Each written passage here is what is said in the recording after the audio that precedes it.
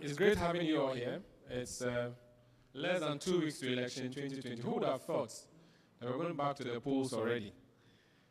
And for journalists, it's exciting, and I believe for your thumbs, they are itching. We are preparing to vote. Vote we will. Who are you going to vote for? I don't know. What will determine your vote? This forum this morning will determine who you'll be voting for. I have an interest in the farms, both livestock and crop, and I want to hear what political parties that want to govern this country think and want to do for the ordinary farmer, aka the peasant farmer. What do you have in stock for us?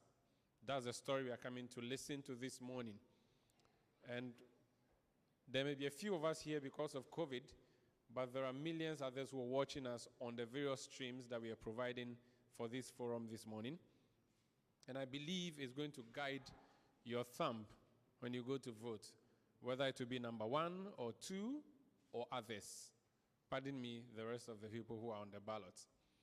It is critical.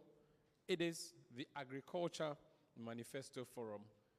And this should be exciting, and I'm happy already about it. My name is Umaru Sanda Amadou. I'm a journalist with City FM and City TV. I am a son of peasant farmers around Asuchari Junction, and I've seen Asuchari rice farmers here, and I'm happy. Yes, thank you, Nyeye. Great. So this morning's conversation, as has already been discussed, and for which reason you've been invited, is to focus on how the two political parties are handling or planning to handle peasant farmers for the next 4 years. It's not about what they have done. Of course, their track record will be used to judge what happens next. But it's critical that you see their manifesto and what they have in there. The manifesto is a covenant that we have signed with the political parties. And even though we cannot take them to court and say, you promised this in your manifesto, you did not deliver, we can vote them out in 4 years and say, you promised to give us A, B, C, D, you failed to do so. So we have not sued you, we have not arrested you, but at least we'll kick you out of the big house. And that is what we are going to listen to this morning. I'm happy that you have all joined us. Let me say that we are live on a number of fora. We are live on City TV's Facebook streaming app, and we are live also on Joy News Facebook streaming app. Of course, there are other media houses that are carrying this for rebroadcast later in the day. And we really celebrate you all media personnel who are here with us to listen to this particular conversation. I will be introducing for us the key people who will be guiding this conversation. But what I would do is to just ask if there are some farmer groups from any part of the country who are joined us this morning that we can introduce, and also organizations that have come here which have interest in the sector that would want to quickly give us an introduction, aside our key participants or key panelists who will be speaking to us later. I've already confessed that my team from Asuchari rice farmers is here. Do we have any other groups here that would want to introduce themselves? I'll just bring the microphone to you. If you just show me your hand, whether or not you're a farmer, I'll just bring the microphone and then hear who you are. Yes, thank you. Mefi Kokopa. Mefi Kokopa. You're from Edu Peter, Farun of District.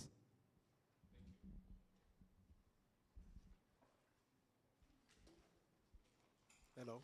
The Ashama irrigation farmers are also here. Thank you, but I think we didn't hear you. If you could just say that again. I'm saying that a team of Ashama irrigation farmers are here. Fantastic, Ashaman. Okay, Ma. The same Ashama irrigation farmers, rice farmers. Great, thank you. Okay, I'll come to you, madam. Okay. Yeah, Joseph Kwasi, Ashama Irrigation Farmers Association. Awesome. Okay. GAFAP, Ghana Federation of Forest and Farm Producers. Okay. Ashama, pizza farmers. Awesome. Australia, when you be moving to hello. Okay. I'm Samuel Tete Akpe, rice farmer and the Peasant Farmers Association, Asuchari. Okay. Thank you. You're welcome, madam. Mary Stella Porikun, GAFAP. Upper West. Okay, awesome. Is there any other hand that I have not seen? Okay. Okay, so I've also introduced myself. I'm a journalist. There are a lot of journalists who are here with us. My name is Umar Usanda, in case you didn't catch that. I'm with City TV. I did not write the invitation letter to you. So there may be 1 or 2 paragraphs inviting you to come to this program, but there may be more behind that was not sent to you. So I'm going to invite someone who has the locals to tell us why we are gathered this morning, why they decided to put this program together, someone with a gravitas to properly welcome you, because I have done that, but I probably don't have the power. I'll introduce our panelists in the course of the program, but I would first want the introduction and the welcome address to be done by the National President of the Peasant Farmers Association of Ghana, which has put this together. So let's welcome with a round of applause, Mr. Abdurrahman Mohammed.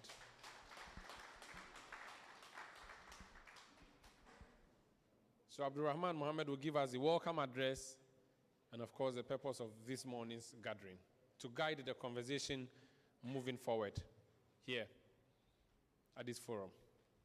That's it. Thank you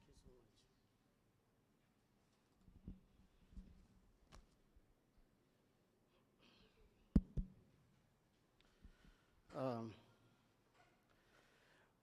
Good morning, everyone.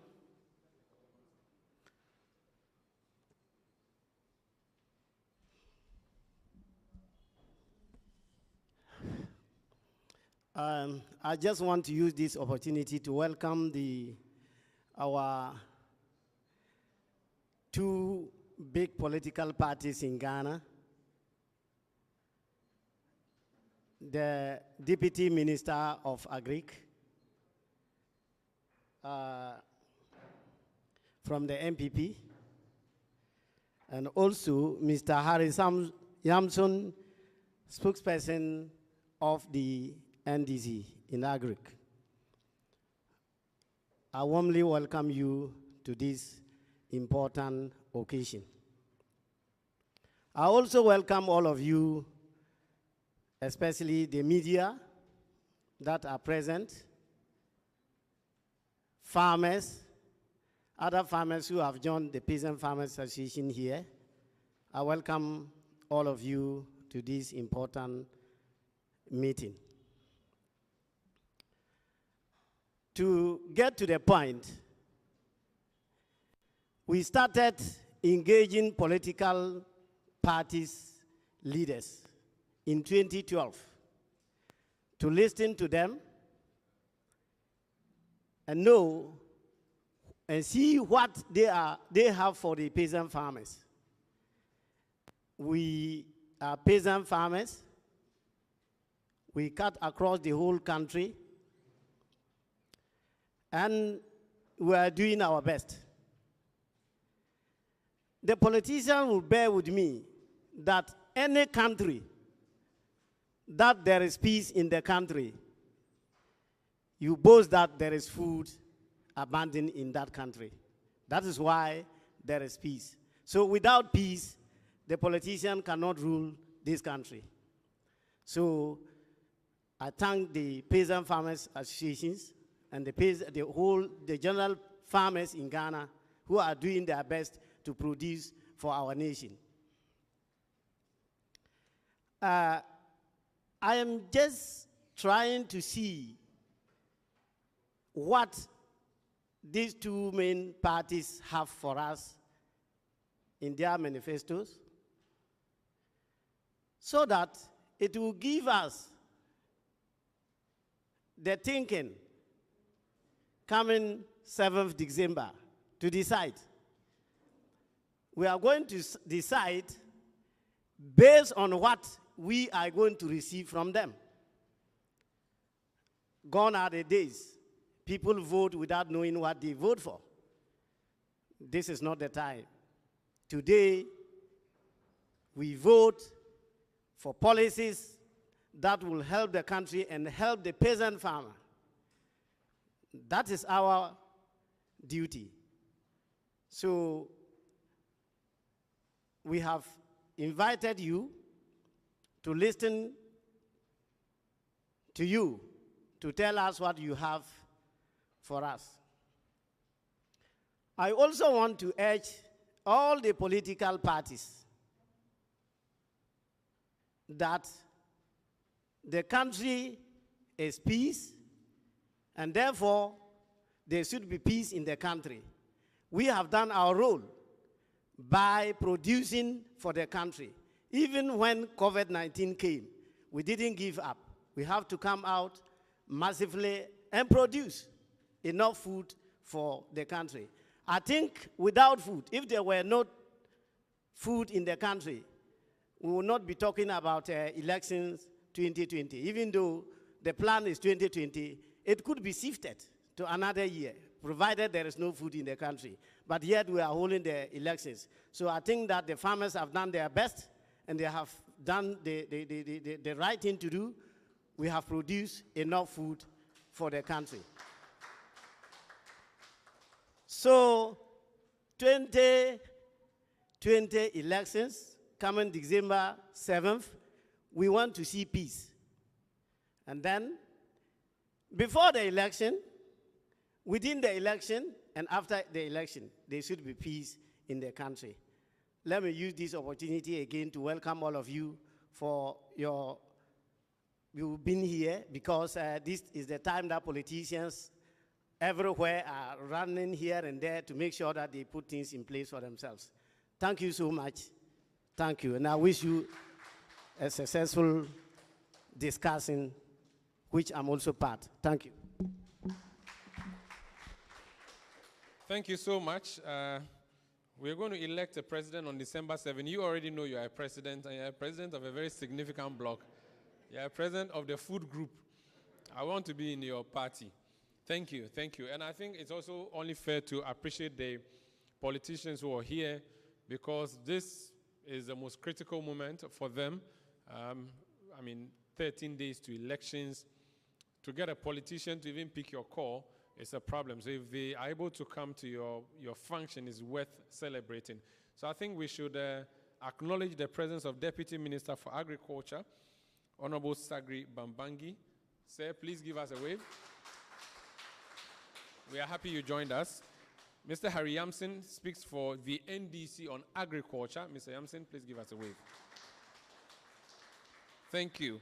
Now, we also have someone in our midst, not a politician. He's not running for office, but it's critical for today's discussion. So Patrick Stevenson is a powerful man in so many respects. Patrick, please give us a wave. Thank you. So Patrick will be joining us as well for the discourse. But before we get to that level, which is the icing on the cake really, let's hear a few remarks. And let me also acknowledge some groups that have joined us this morning. Agric Econs and Agribusiness Department of the University of Ghana. Please give us a wave. Thank you so much. Thank you so much. Ghana Federation of Forest and Farm Producers. Please give us a wave. Thank you so much. Center for Indigenous Knowledge and Organizational Development, CICOD. Thank you. Thank you for joining us, CICOD. Okay, at the back. And then we have Send Ghana and, of course, Oxfam. These are all partners that have joined us and assisted us today for this wonderful program. Let me invite now Mohammed Abdul Karim, his Country Director for International Budget Partnership, to give us a quick remark for this particular program. Please, let's welcome him.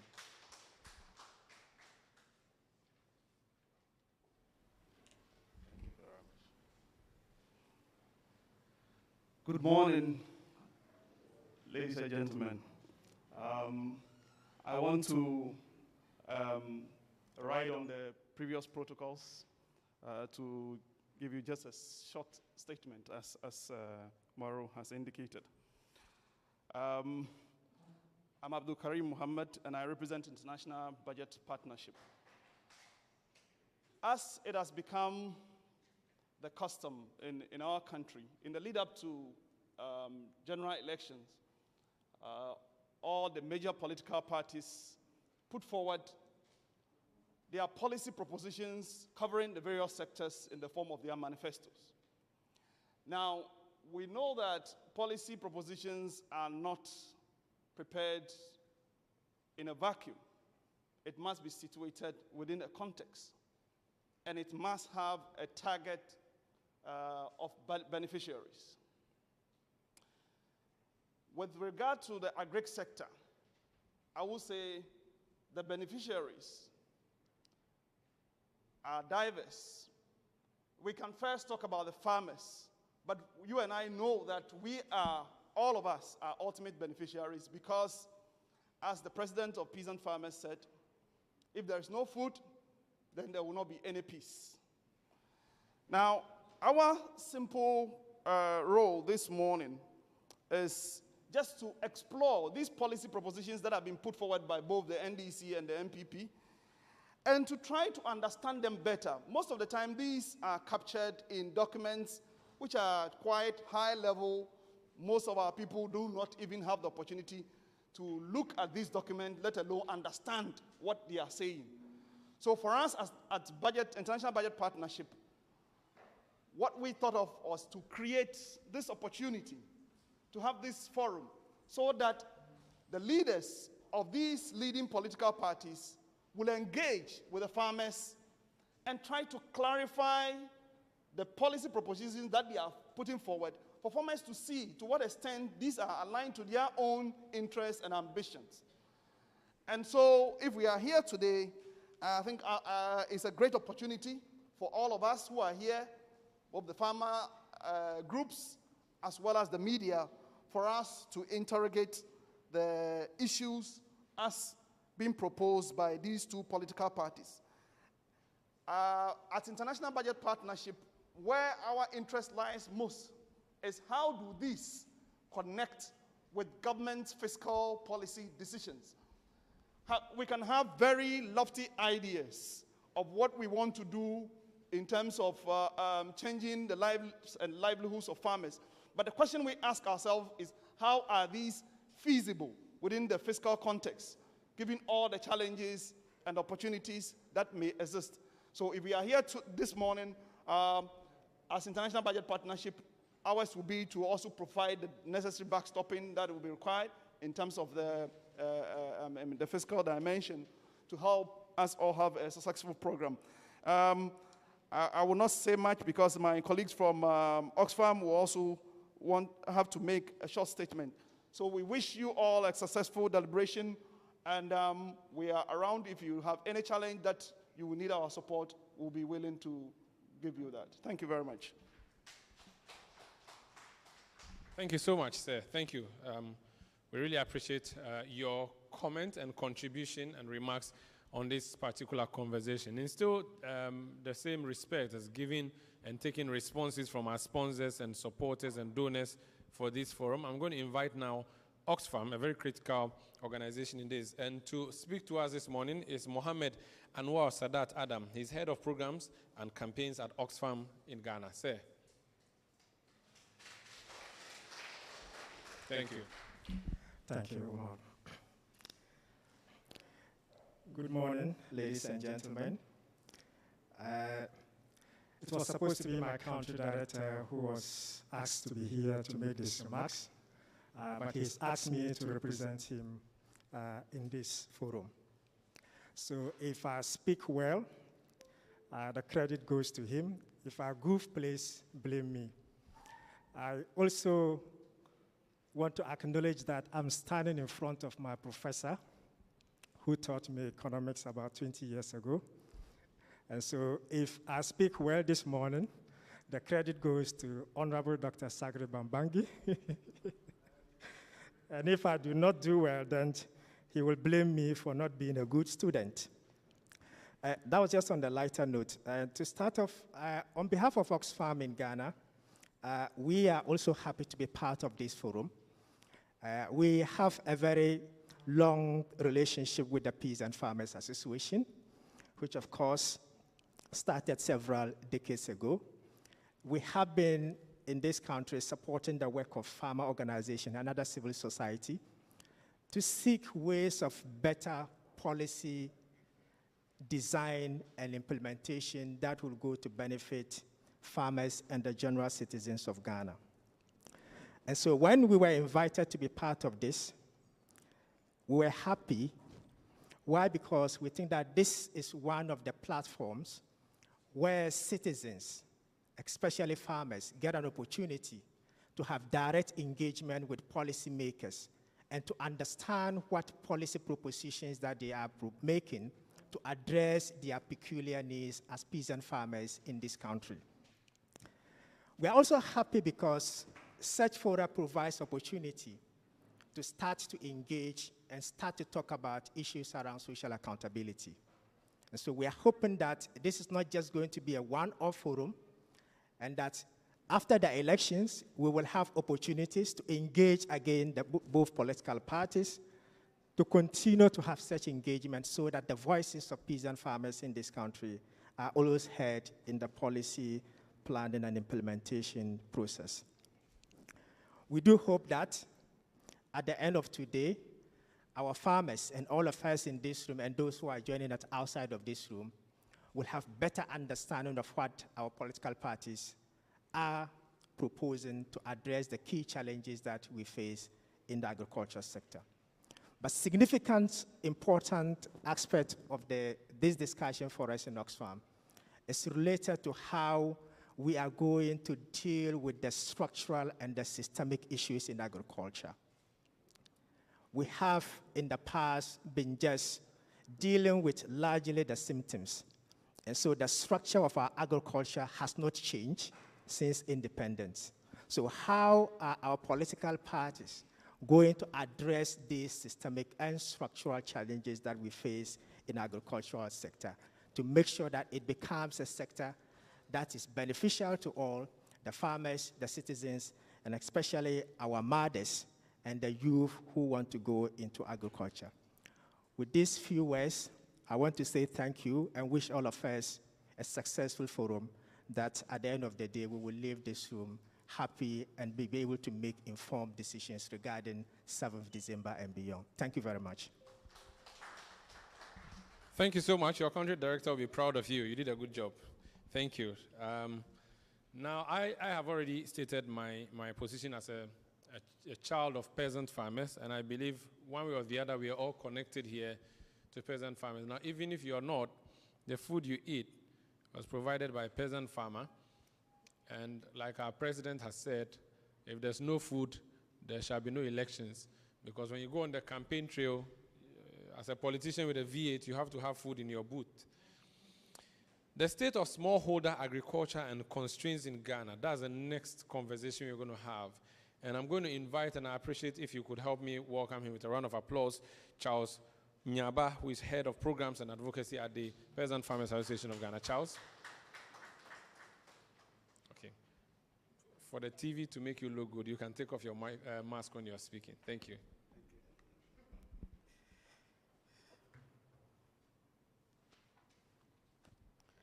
Thank you very much, Omaru.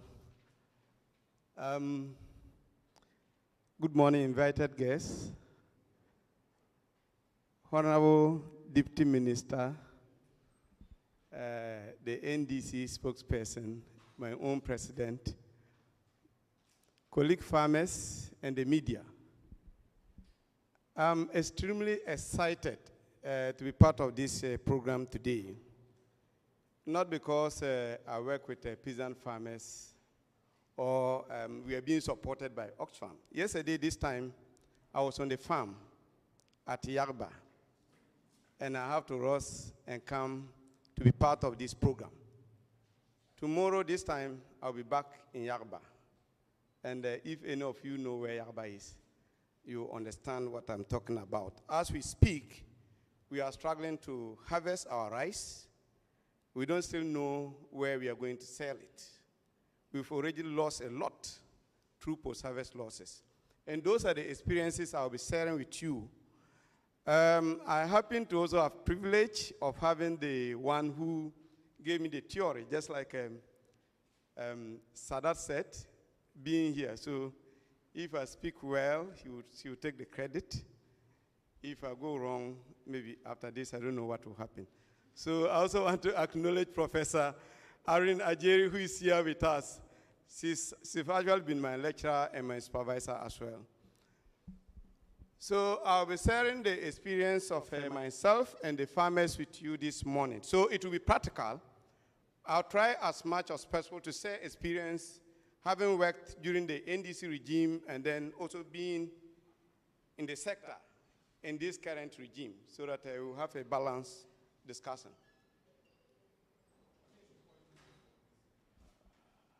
Oh, okay.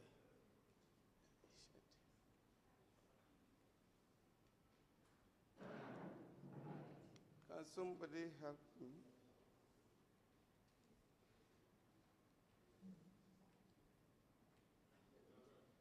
Okay. So I'm just going to take you through the introduction. We will quickly look at the sector, the outlook, and then I'll jump into the general constraints and the expectations. Before we even started this program, there were a lot of expectations that we are getting on our platform from our colleagues from different parts of the country. They want to hear from our two speakers why they should vote for them, just like the president said. And just like he said, we have opened our minds. In all our constituencies, we told them that they should just empty their heads, that they belong to MPP or NDC, and then refill that based on the information that they will be fed in. So our decision to vote for you will depend on how you are going to convince us that after the election, you do ABC for us. So as we all know, I won't waste time here. This is an important sector that provides jobs.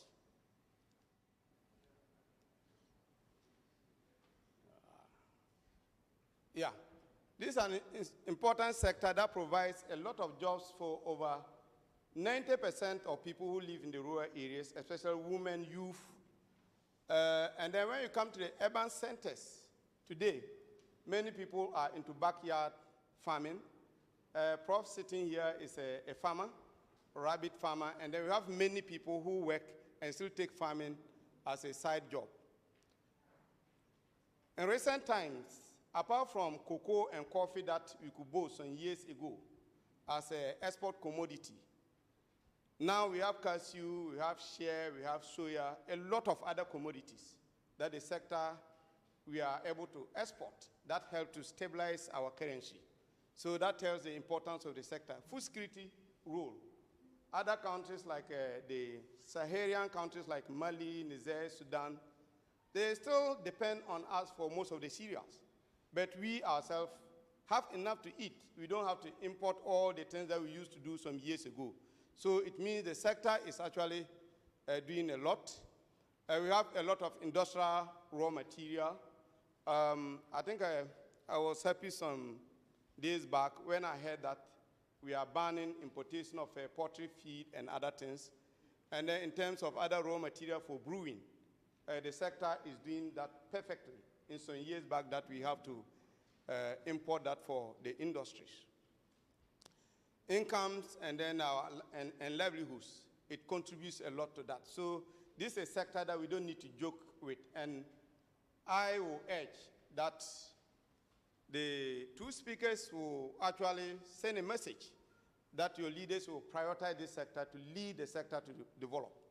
Now, apart from this, somebody will ask, what is the sector? Somebody who doesn't know. This sector cuts across all. We have the crop sector, we have the livestock, we have the timber, we have the fishes. But with this, the crop sector is leading.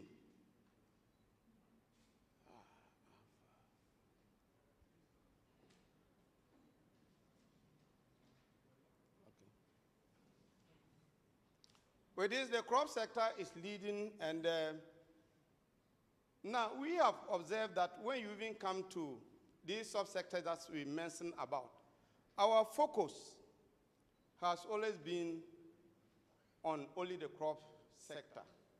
That doesn't mean that we haven't done investment in the other areas. But if you do comparative analysis of the investment that we get in the sector, you realize that most of it always go to the crop subsector. Now, in years back,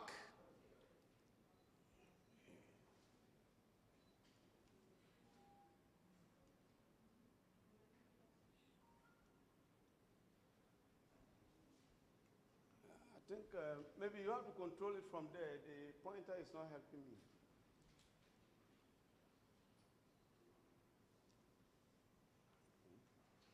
Please go back, for me.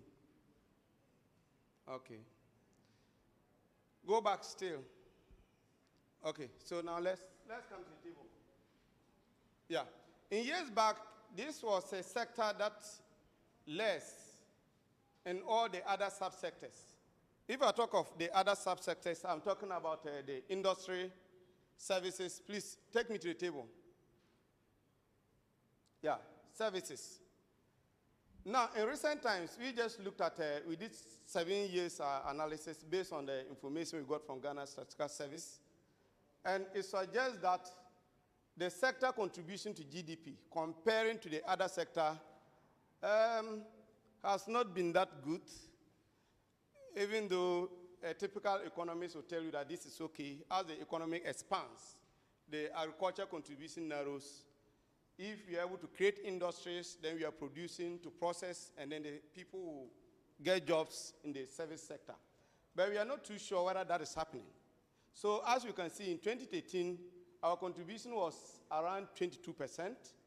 And this, we came to 22 now. 2019 is around 19%. That's 18.5%. So if industry, there were a lot of agro industries that we are seeing this, we would have been happy if the sector even declines further. And that we are able to now produce more and then process. But that is not entirely the case. Please take me to the next slide. So we also took a look at, for the past 3 years, the amount of investment that goes into the sector, and realized that the entire economy as a whole, as it expands, the investment that goes to the sector actually declines a bit. And apart from that, if you look at it in nominal terms, you may think that it's huge. But we try to look at the specific areas of investment, looking at what we are getting from our donors and development partners, and then what the country is actually contributing. And then you realize that in terms of that, our investment in the sector is actually declining, whilst donor contribution is increasing.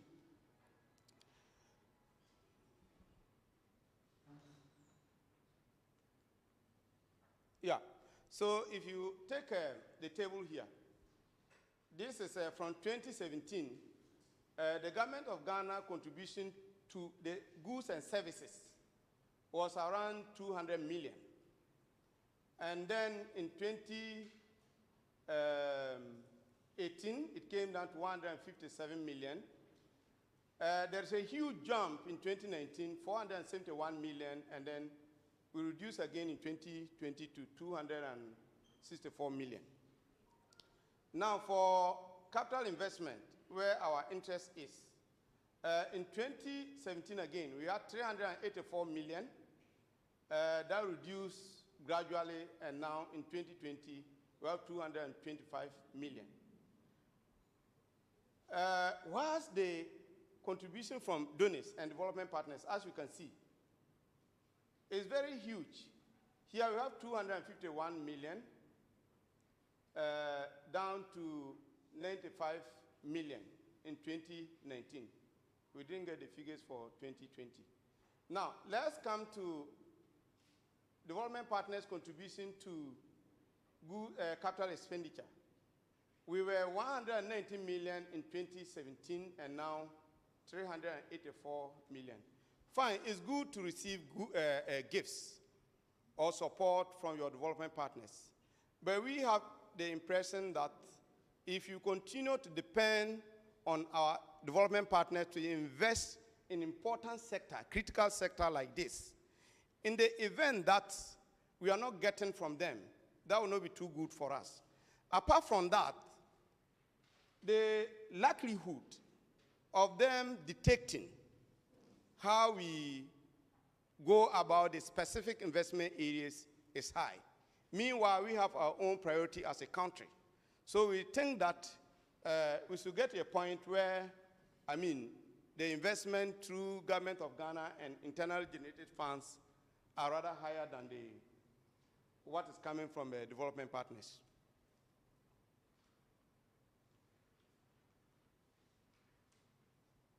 Yeah. So now, looking at the figure that I presented, we have two line graphs here. The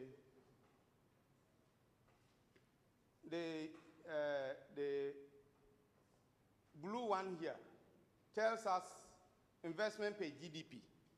And you can see that, and we did this in percentage terms. You can see that from 2017, where investment per GDP was 0.49%, there's a decline over a period and almost smoothing. Even though the investment appears to be high, the line graph, we were expecting it to also be increasing. If you are investing and then your GDP, contribution to GDP is growing, that is fantastic. Now, when you also look at the revenue we are getting per the investment, we have dropped significantly from where we were in the 2017. Now we came back to 0.56% in 2018. We increased a bit in 2019 and then dropped again in 2020. So that is not a very good picture in our view.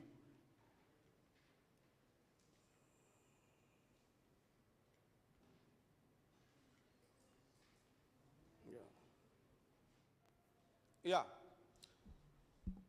Now, looking at the various investment areas, and you realize that the investment is skewed. I mentioned this earlier.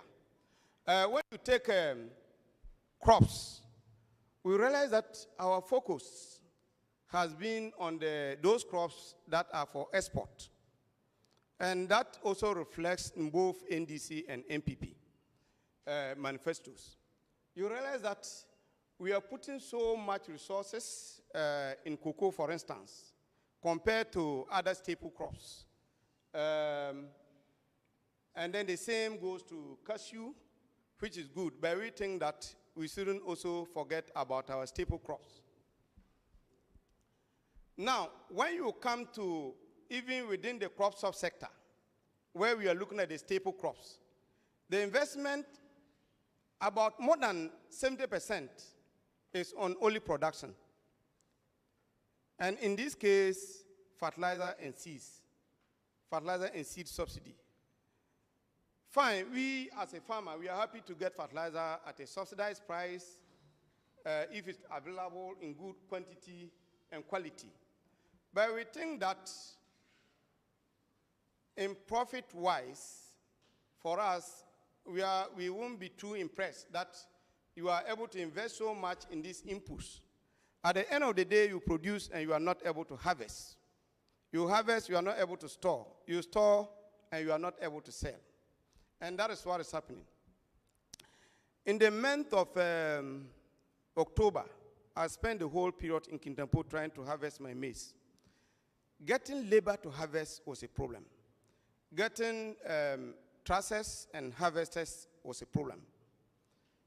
Now, myself and my president, we came yesterday. We are all in Yarba. When you go there, our members are there. We have produced the rice. We can't harvest because there are no combined harvesters. Now, even what we've been able to harvest, storage is still a challenge. So we are thinking that we will need a balanced investment that cuts across the value chain activities, not only limited to only a particular sector. Now, let me also say this, that if I say investment is focused on production, I'm not saying there is no investment in the other part of the chain, but it's so limited that it doesn't address entirely the problem that we are facing. So in going forward, we would like to actually have a balanced investment. And this approach of investment is happening across years. During NDC time, fertilizer was subsidized, but when it comes to harvesting and then storage, processing, it was a problem. And the same trend that we are seeing today.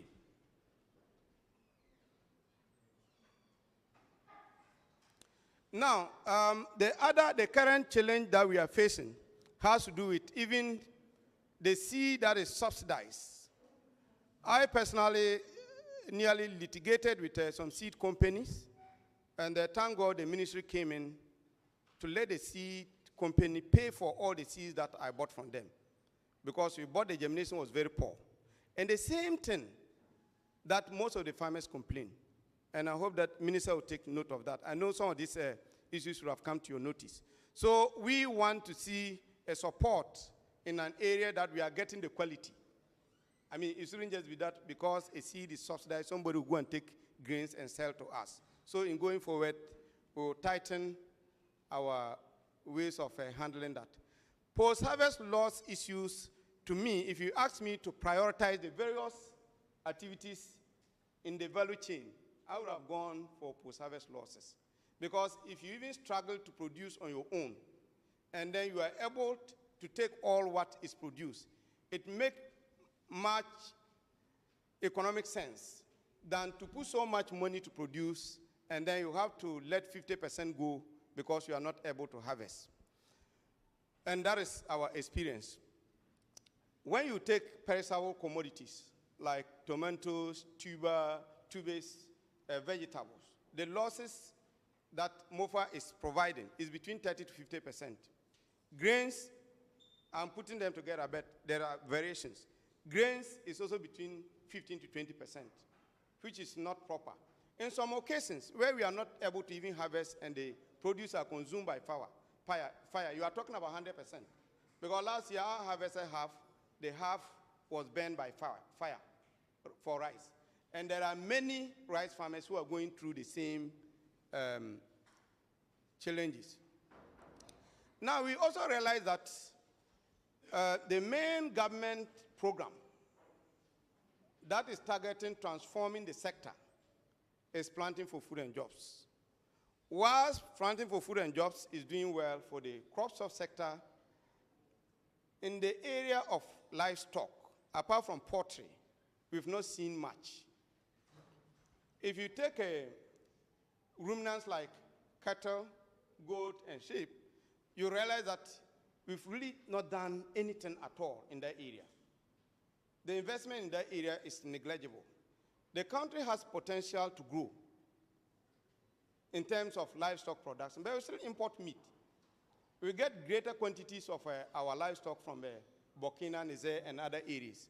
So we would like to see the investment that cuts across all these areas.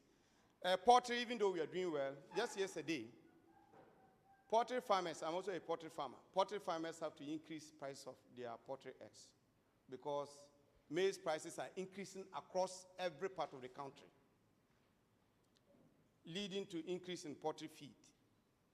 So we are doing well, setting up industries. But what we need to do is, how do we feed those industries with raw material to produce? It's a challenge. This bumper harvest, and the areas that we get our maize from is Ejra, Kintampo, Techiman, Afran Plains, Tamale, and Wa. Today, go to Ejra and Kintampo, Techiman. A bag of maize, this is the bumper season, is going for 200 Ghana cedis. And this is bumper season. So that is a serious challenge to us that we think that we need to take a second look at. Yeah. So general constraints of smallholder farmers.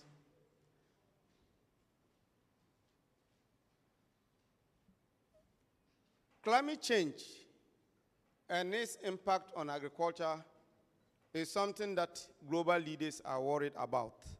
And when you come to Ghana, I think we should also be worried. I was talking about maize prices soaring and then soya and other things. This is not because we haven't put money there. It is because when it was time for planting, the rains were not coming.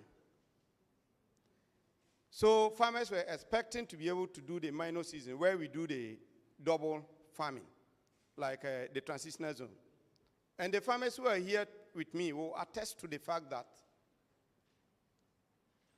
in the middle belt, going to Afran Plains, from August to September, where we need rains.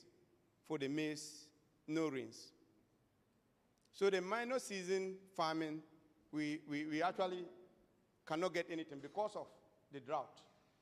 Within the same period, around September, places in northern Ghana were flooded, which usually would not have happened in 10 years ago. So it's making it difficult for farmers to actually plan when to plant, when they should expect to harvest, when they should expect more rains, which we think is a problem. And then our forest landscape and then the biodiversity is also depleting. But we are not really doing much in this area. Our focus is on getting big machineries to destroy the trees. When it even comes to input, I was talking about subsidy. We are talking about the chemical fertilizer. Nobody is really talking much about the kind of things like agroecology farming practices that is able to address climate change issue. I took a curious look at both manifestos, and none of them really mention about how we can use agroecology and other climate change preventing measures to reduce the impact of climate change in our activities. And I hope it will be something that you may want to take note of. High cost of inputs and planting materials. When you take even the fertilizer that is subsidized, the 50 kg is going for 84 Ghana cedis. For us, we think it's still expensive. It's very expensive. The subsidized seeds for most crops, like rice, was 80 Ghana cedis, which is still very high. So we are thinking that even with the subsidy, the planting materials is still very expensive for us. Post-harvest losses, I think I've said that already. And this is due to limited harvesters, lack of storage facilities, drying facilities, and then transport network and processing. These areas have not been properly looked at. Poor feeder road networks. When you go to most farming community, the produce are there. How to bring them to the nearest roadside is a problem. Limited irrigation facilities across the country. This issue of climate change, I think we'll be able to address it if we are able to do more in irrigation. The current government tried with the one village, one dam, but we think that we still need to modify it. It's a good thing, but we can take a second look at the areas that we think is not properly done. Then we can correct that. So in going forward, if we actually sit with farmers and community members, this facility will go a long way to address the challenges of water for dry season activities. Yeah, so I've talked about mechanization. The current mechanization arrangement, I would like the minister to take a note of that, that if the opportunity comes, we try to consult farmers more. You see, this issue of harvesters, about 200 harvesting material equipments, the slicers and the trusses that were brought. If we were to actually work closely with farmers, maybe we would have given you another way of getting the same thing that will serve more of our purpose with maybe a lower cost than that. This facility is good. It was meant for smallholder farmers. But the cost is going for 129 Ghana cedis to 140 Ghana cedis. That is too expensive for smallholder farmer who is producing between 5 acres to 10 acres to be able to acquire. I had this discussion. Somebody said that, okay, it's meant for a group. But even within that group, it's still difficult for the group to raise 50% and take that facility. There's another opportunity, another strategy that we can use the same resources and it will serve our purpose more. And we think we will be open to share those experiences with you. Poor market linkages. Prices are determined by buyers. Smallholder farmers, we have no say. We did a price negotiation last 2 weeks. We even invited the buyers, few of them came. When we finished, we wrote to them. They only came back with what they are ready to buy. And the prices they are giving is even lower than last year's prices, claiming that COVID impacted on their activities. but we don't have alternative than to sell to them. So this is where we were expecting NAFCO to come in. Even though NAFCO was in that arrangement, they promised to do something about it. We are still waiting. Yeah. So, access to finance, this one I will not even talk. Because me, if I want to go to, even though I'm a farmer, if I want money from bank for my farming activities, I don't go there as a farmer. Because the moment I mention that I'm a farmer, even the way you are being received is different. Nobody wants to deal with a farmer. Because of structural constraints that usually make them difficult to monitor what is given out and also get 100% of what has been given out. And those constraints are not the making of the farmer. So we need to actually look at this properly. If you have a young person who just graduated and want to go into agriculture, it will be extremely difficult if the family doesn't support that person, because the banks will not support him or her. On the representation of smallholder farmers in policy-making process,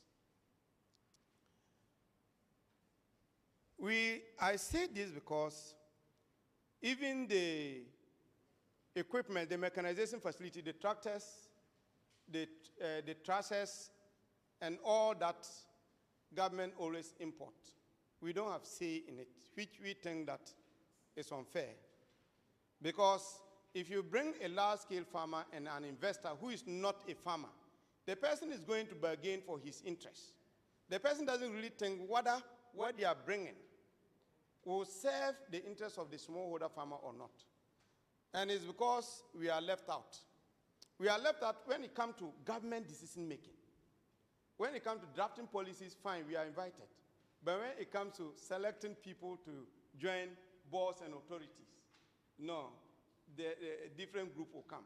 We have sent, Minister, we have sent a petition to your office. The tree crop authority has been set. And then we were looking at cashew. We looked at the list. The person who is representing farmer is a cashew exporter based in Tema, which we think is not fair. And when it comes to price negotiation, these are the people, a buyer, going to negotiate a price for the one who sells. What do you expect to come out? And that is what is happening in all government appointments. Smallholder farmers, especially women, are not given priority. So we think that you consider this again. Now I'll just use this opportunity to still raise a concern about awarding farmers. Awarding farmers. The committee that is set is just the award winners who are producing more than 100 acres. Those people are less than 20% of the farmer population. We are almost 90%. And looking at the history, no smallholder farmers has ever received overall National Best Farmer Award. It is only in 2004 that a woman ever received overall National Best Farmer Award, which is unfair. So we are thinking that if you are coming out with some of these things, targeting farmers, why do you target only those who are less than 20% and giving them the awards and leaving us? We are not content with giving us the District Best Farmer Award, the District Rice Award, a Woman Best Farmer Award, you Best Farmer. No, we also want to get the ultimate. Because if you take the first three who get the awards, if you take their awards, what do you give them? You spread it. It will cover all the awards that are given to the smallholder farmers. So it's an area that we think that you need to look at. Low investment in research, especially agricultural research. It's an area that we've not also looked at. And you see, there is danger here. The danger is that if you don't invest in your research and development, what happens is that donors will come and invest in them. So once donors come to invest in them, they tell them that we want to research into A, B, C, D. Maybe the areas they are researching in is not in the interest of the Ghanaian farmer. And there are clear examples to show where you see many researchers' focus is pushing genetically modified organisms on farmers. Whilst Ghanaian farmers, the few seeds that our local researchers are working on are working perfectly well. The seed I grew this year, it was both for business and to make a case. I did both hybrid and then the local seed. I did Abrohoma, that's a local one. And then I did Super Oasis. I did a harvest, and the cost was very high for the hybrid seed. But in terms of yields, when I did a comparison, I realized that there is no difference between the two. Abrohoma is a local produced seed. But why do we allow donors to determine the kind of seeds that the farmers should grow? So it's an area that we are not comfortable, and then we think that whoever is coming to work with us will be open to engage with you in 2021, and we hope these issues will be looked at. Yeah, okay. Yeah. So I'll just do my last slide, and then, yeah. So what are our expectations from you? We want you to tell us how you are going to address the issue of climate change, and then we look at agroecology so that we'll be able to bring our lost forest landscape back to life.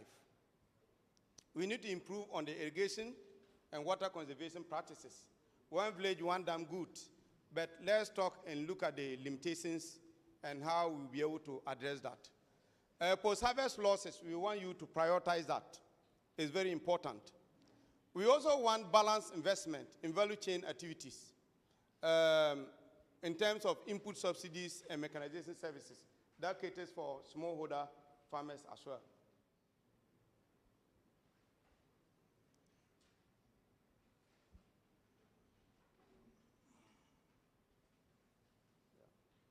Okay. Yeah, attention should be given to other sectors such as livestock, fisheries, and other traditional crops. We'll be very happy to see investment in to improve cattle production, ruminants, and other things so that we stop importing cattle from Burkina. Review the current policy engagement process to allow smallholder farmers participation. This one we are making appeal. Also, appoint us in some of the boards that has to do with agriculture. We shouldn't limit it to only business people. Address poor feeder rows, addressing marketing challenges, and then increase investment in research and development. Thank you so much. Thank you so much, Charles, for that elaborate presentation and proposal to the future government, if you may. Thank you. Thank you so much. My own scientific information is that if you sit for long without stretching, COVID can catch you. It's unscientific, don't quote me. So in order not to be caught by COVID, I think we should just take a quick break, 10 minutes break. We have a coffee break, or a beverage break, or a fruit juice break. The door behind you, if you just go in there, there's food there, just pick your pack, get your drink, and you can come back here. Let's interact for 10 minutes. We'll be back, and then the main discussion would happen. So thank you so much. So it's just a door behind you.